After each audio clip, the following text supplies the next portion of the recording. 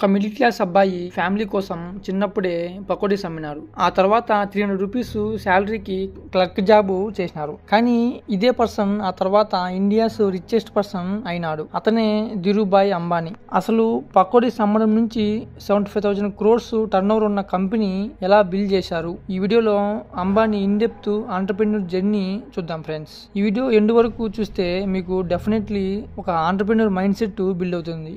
గుజరాత్ లో ఒక చిన్న విలేజ్ లో ధీరుభాయ్ అంబానీ పుట్టినారు. వాళ్ళ ఫాదరు హీరాచంద్ గోర్ధన్ భాయ్ అంబానీ ఒక టీచర్. వాళ్ళది ఒక నార్మల్ మిడిల్ క్లాస్ ఫ్యామిలీ అయినప్పటికీ వాళ్ళ ఫాదరు 5 మంది చిల్డ్రన్ ని స్కూల్ కి పంపించేవారు. దీనివల్ల 5 మంది పిల్లల్ని అలాగే ఇంటిని చూసుకోవడం చాలా ఇబ్బందిగా ఉండేది. ఇది గమనించిన ధీరుభాయ్ అంబానీ ఫైనాన్షియల్ గా వాళ్ళ ఫ్యామిలీని సపోర్ట్ చేయాలి అనుకున్నారు. కానీ ఏం చేయాలో అతనికి అర్థం కాక అట్లా ఇట్లా ఊరంతా తిరుగుతూ ఉన్నారు. ఒకరోజు ఒక టెంపుల్ దగ్గర భక్తులు భజన కార్యక్రమాలు చేస్తూ చాలా ఆకలితో ఉండటం గమనించి అక్కడ పకోడీస్ అమ్మితే జనాలు కొంటారు కదా అనుకున్నారు. ఇప్పటిదాకా వాళ్ళ ఫాదర్ ఇచ్చిన పాకెట్ మనీ అంతా అతను ఒక హుండీలో దాచుకుంటూ ఉన్నాడు. కానీ ఇప్పుడు ఆ హుండీని ఓపెన్ చేసే టైం వచ్చింది. ఆ డబ్బులతో ఒక చిన్న బండి కొని టెంపుల్ ముందు పకోడీస్ అమ్ముతూ వచ్చిన డబ్బులు ఫ్యామిలీ కోసం ఇచ్చేవారు. అలా చిన్నప్పుడే అతని ఎంటర్‌ప్రెన్యూరియల్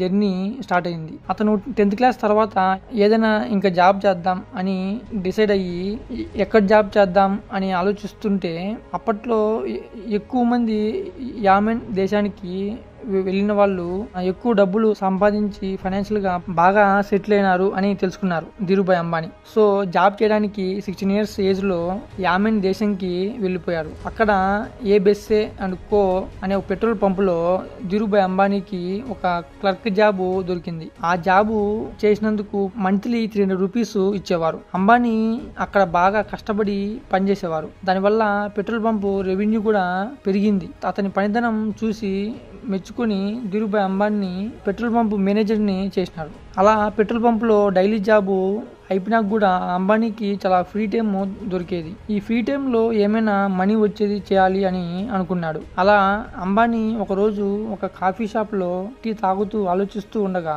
అతని బ్యాక్ సైడ్ ఒక 2 పర్సన్స్ కూర్చొని సరదాగా మాట్లాడుకుంటూ ఉన్నారు. వాళ్ళలో ఒక పర్సన్ ఇంకొకరితో, మామ నీకు ఈ విషయం తెలుసా, మన ఏమెన్ కాయిన్ లో ఒరిజినల్ సిల్వర్ ఎక్కువగా ఉంటుంది, అది ఆ కాయిన్ వాల్యూ కంటే సిల్వర్ వాల్యూ ఎక్కువగా ఉంటుంది. ఫర్ ఎగ్జాంపుల్ ఒక 100 రూపీస్ కాయిన్ లో 110 రూపీస్ సిల్వర్ ఉంటుంది. సో మనం కానీ ఆ సిల్వర్ ని బయటకు తీసి అమ్మితే డబ్బులే డబ్బులు అని చెప్తూ ఉన్నాడు. ఇలా సరదాగా ఐడియాస్ మాట్లాడుకుంటూ ఉండగా ధీరుభాయ్ అంబానీ మటుకు దాన్ని చాలా సీరియస్ గా తీసుకుని ఎగ్జిక్యూట్ చేసినారు. అతను ఒక మెషిన్ కొని ఆ లాట్ ఆఫ్ కాయిన్స్ అన్నిటిని మెల్ట్ చేసి బులియన్ మార్కెట్ లో అమ్మి డబ్బులు సంపాదిస్తూ ఉన్నారు. అలా జాబ్ లో ఉండగానే పార్ట్ టైం బిజినెస్ చేస్తూ వచ్చినాడు. కొంతకాలం అలా చేస్తూ ఉండగా మార్కెట్ లో నెంబర్ ఆఫ్ కాయిన్స్ తగ్గిపోతున్నాయని గవర్నమెంట్ నోటీస్కి వెళ్ళింది. ఈ విషయాన్ని గమనించి ఆ బిజినెస్ ని అంబానీ తర్వాత ఆపేసినాడు. అట్లా job and part time business చేస్తూ ఒక 10 years అలా కష్టపడుతూ ఆల్మోస్ట్ 50,000 దాకా మనీ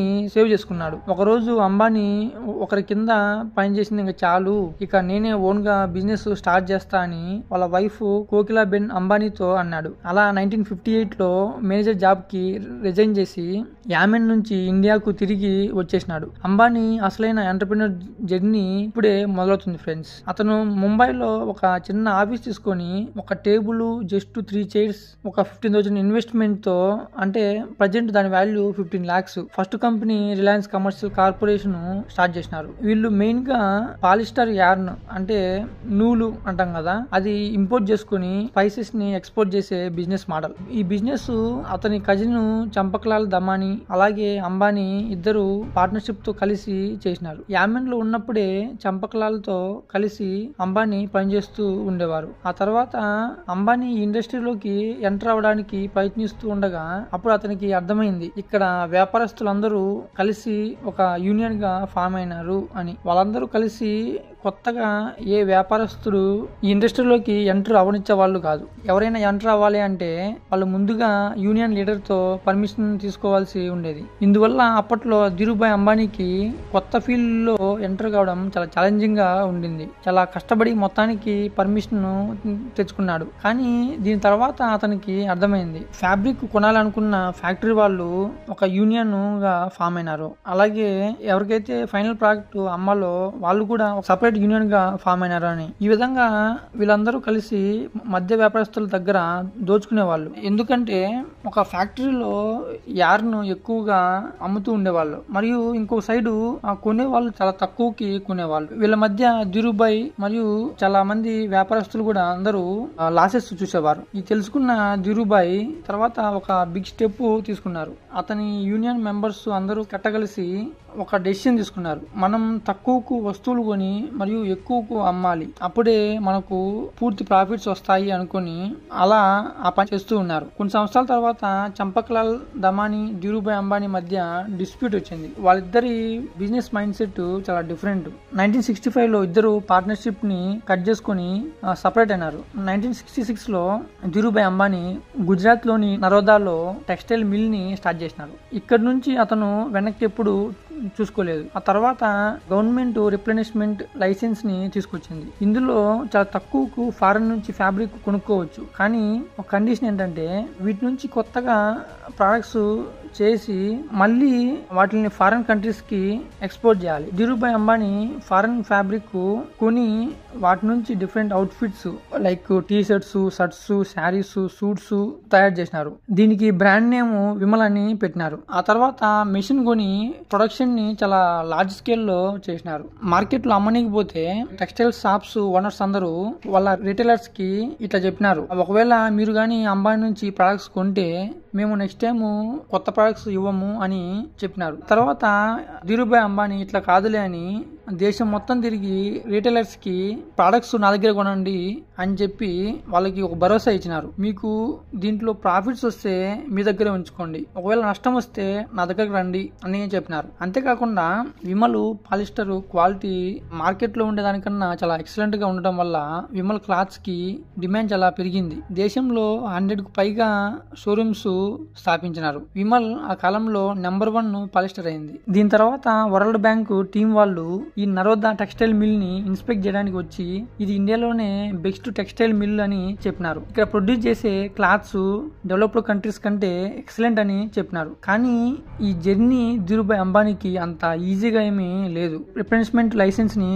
తప్పుగా అంబానీ వాడుకుంటున్నారు అని ధీరుభాయ్ అంబానీ పైన కాంపిటీటర్స్ కేసు ఫైల్ చేసినారు. దీనికి ధీరుభాయ్ రిప్లై ఇస్తూ ఫారెన్ కంట్రీస్ నుంచి వస్తువులు కొని 100% ఎక్స్పోర్ట్ చేయాలని అసలు ఎవరు చెప్పినారు, ఎక్కడ రాసినారు అని అన్నారు. అంబానీ కొన్ని ప్రొడక్ట్స్ ఫారెన్ కి ఎక్స్పోర్ట్ చేసి రిమైనింగ్ డొమెస్టిక్ కోసం ఉంచేవారు. ఈ స్ట్రాటజీ వల్ల అతని బిజినెస్ కి చాలా ప్రాఫిట్స్ వచ్చినాయి. ఈ విధంగా విమల్ దేశంలో అలాగే విదేశాల్లో కూడా మంచి గుర్తింపు పొందడంలో సక్సెస్ అయింది. ఈ సక్సెస్ తర్వాత అంబానీ డిఫరెంట్ సెక్టార్స్ లో అతని బిజినెస్ ని ఎక్స్పాండ్ చేసినారు. 1985 లో కంపెనీ నేమ్ ని రిలయన్స్ ఇండస్ట్రీస్ లిమిటెడ్ గా మార్చినారు. 1978 లో ధీరుభాయ్ అంబానీ బొంబాయి అహ్మదాబాద్ ఎక్స్చేంజ్ లో ఐపీఓ ద్వారా లిస్ట్ చేసినారు. ఈ స్టాక్ ఇప్పట్లో ఇన్వెస్టర్స్ కి మంచి లాభాలు తెచ్చిపెట్టింది.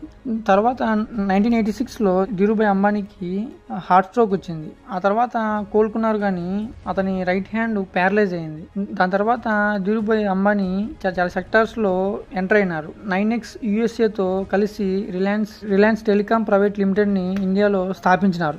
దీని తర్వాత 1998 లో ధీరుభాయ్ అంబానీ ప్రపంచంలోనే బెస్ట్ పెట్రోకెమికల్ రిఫైనరీని గుజరాత్ లోని జామ్నగర్ లో ఓపెన్ చేసినారు. ధీరుభాయ్ అంబానీ దేశ విదేశాల్లో పాపులారిటీ సంపాదించుకున్నారు. ఈ పాపులారిటీ వల్ల 1996, 1998, 2000 లో ఏసియా వీక్ మ్యాగజైన్ లో power 50 most powerful people in ఏసియాలో ఇంక్లూడ్ చేసినారు. ఇది ఇండియాకి ఒక ప్రౌడ్ మూమెంట్. అంతేకాదు 1998 లో Wharton school university of Pennsylvania నుంచి డీన్ మెడల్ వచ్చిన ఫస్ట్ ఇండియన్ అయినారు. అలాగే 1999 లో business man of the year award present చేసినారు. 2001లో economic times life time achievement award ఇచ్చినారు. Dhirubhai Ambani 6th July 2002 heart attack వచ్చి మరణించినారు. అతను చనిపోయేటప్పటికి అతని కంపెనీస్ టర్న్ ఓవర్ 75,000 crores అయ్యింది. గ్లోబల్ ఫార్చ్యూన్ 500 లిస్ట్ లో కూడా చోటు దక్కించుకున్నారు. పకోడీ సమ్మె కానుంచి ఇంత పెద్ద సామ్రాజ్యం బిల్డ్ చేయడం ఆల్మోస్ట్ ఇంపాసిబుల్. కానీ ధీరుభాయ్ అంబానీ దాన్ని ప్రూవ్ చేసినారు. Dhirubhai Ambani famous quote, if you can dream it you can do it. Next వీడియోలో Mukesh Ambani genius business strategies చూద్దాం ఫ్రెండ్స్. సో ఈ వీడియో నచ్చితే ప్లీజ్ లైక్ చేయండి, అలాగే మన ఛానల్ సబ్స్క్రైబ్ చేసుకోండి friends. Thank you for watching. జై హింద్.